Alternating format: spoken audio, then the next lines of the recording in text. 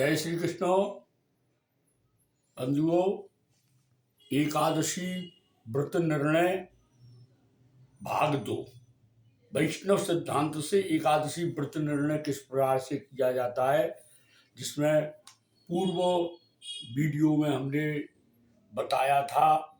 एकादशी व्रत के निर्णय में दशमी का वेद बताया था।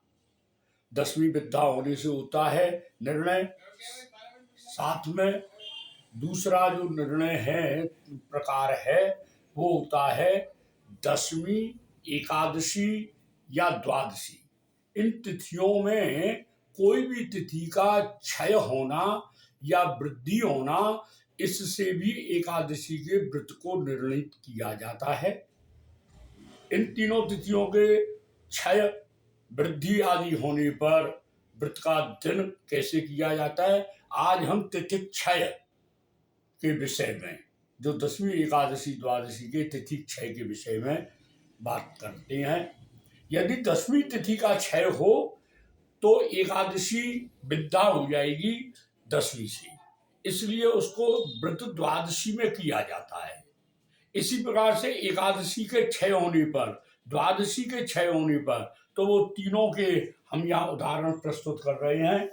प्रथम उदाहरण है दशमी क्षय का। ये जो वर्तमान संवत अभी आज चल रहा है 2081, इसके ज्येष्ठ कृष्ण पक्ष में ये एकादशी दशमी क्षय वाली निकली है।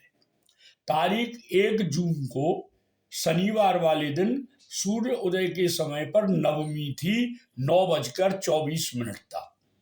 इसी दिन पर दशमी थी 9:24 से लेकर के, और प्रातः 5:04 था शनिवार को। अब रविवार को एकादशी है, ये 26 माने सुबह के 4:41 तक है।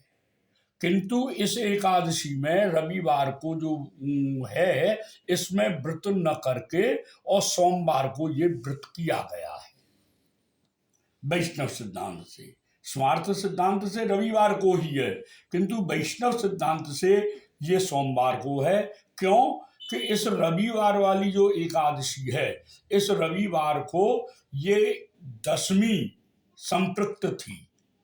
शनिवार को जो दशमी थी वो सुबह 5:04 तक रही है रविवार की, माने शनिवार को जो दशमी प्रवृत्त हुई रविवार के सुबह 5:04 तक है, और 5:41 तक है, और 5:04 तक पर सूर्य उदय है उस दिन।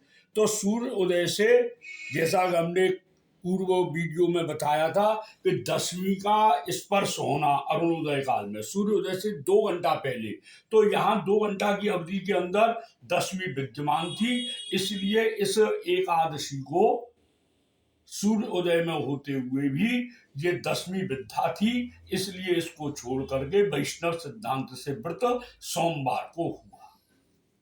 अब दूसरा उदाहरण हम दे रहे हैं एकादशी क्षय का। ये दशमी का क्षय हुआ, अब एकादशी क्षय, ये अभी आगामी संवत्सर नव संवत में आषाढ़ कृष्ण पक्ष में आएगी। ये तारीख 21 जून को है, शनिवार है उस दिन भी। दशमी प्रातः 7:18 तक है, 21 तारीख शनिवार में, और इसी दिन एकादशी है 28-27 माने सुबह 4:27 तक। अब ये एकादशी है इस दिन। अब ये एकादशी शनिवार को आई थी, और ये शनिवार को आने के बाद में एकादशी सूर्य उदय के बाद 7:18 तक दशमी रही। उस दशमी से ये संस्पृष्ट होने के कारण ये एकादशी त्याज्य रही, और व्रत द्वादशी रविवार में आचरण किया जाएगा। स्वार्थ सिद्धांत से यह भी शनिवार को ही होगा, माने 21 तारीख को, किंतु वैष्णव सिद्धांत से यह 22 जून रविवार के दिन व्रत का आचरण किया जाएगा। तीसरा उदाहरण है द्वादशी क्षय का।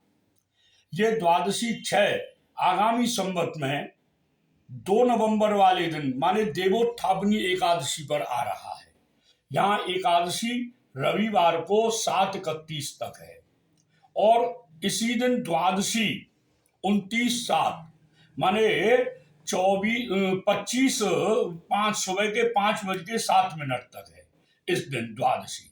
अब ये एकादशी पहले दिन रविवार में यहाँ हमको जो 7:31 तक है ये शनिवार में आ चुकी थी सुबह, किंतु इस दिन शनिवार में इसका व्रत का आचरण न करके और इसका व्रत का आचरण द्वादशी युक्ता में या रविवार को होगा, क्योंकि पहले दिन जो एकादशी प्रवृत्ति थी वो शनिवार वाले दिन दशमी से संस्पृष्ट होने के कारण वो दशमी विद्या रही और यहाँ ये शुद्ध एकादशी है, द्वादशी से है और रुद्रेणो युग्म वाक्य के अनुसार द्वादशी और एकादशी का युग्म लिया जाता है।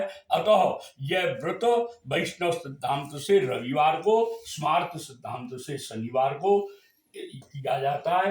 ये क्षय वाला उदाहरण दिया है, वृद्धि वाले उदाहरण दूसरे वीडियो में प्रस्तुत करेंगे। जय श्री